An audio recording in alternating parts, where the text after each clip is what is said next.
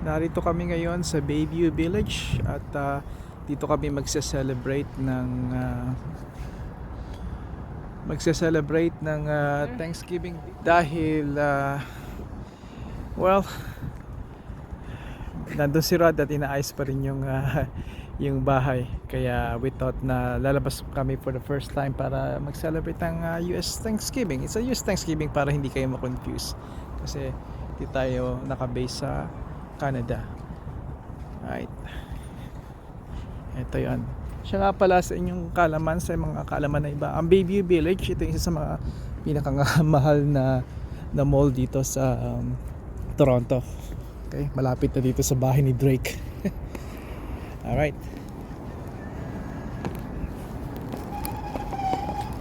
Alright, kakain tayo rito. Tara. Kapag-dinner na kami sa Bayview Village.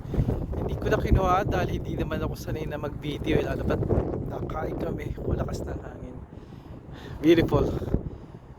Yung lamig makes me feel alive. Gusto ko lang ipakita sa inyo ito. Napakagandang lugar nito, itong condo. Ang tawag nila dito ay The Ark. Ito ay sa may sa Bayview Avenue at sa I forgot the I should know this. Anong pangalan nga ito? Bayview and what? Shepherd. At ito ay The Ark. Okay. So, ito yung The Ark. Nakita ko dito ng binild nila to.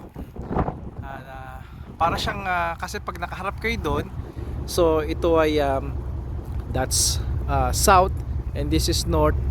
Kung saan ako nakaposition, syempre this is the east at yun ang west further doon.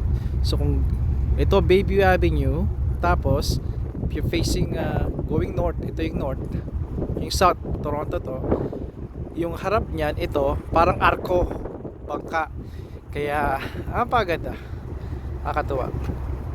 Alright, yun lang. At again, happy Thanksgiving sa mga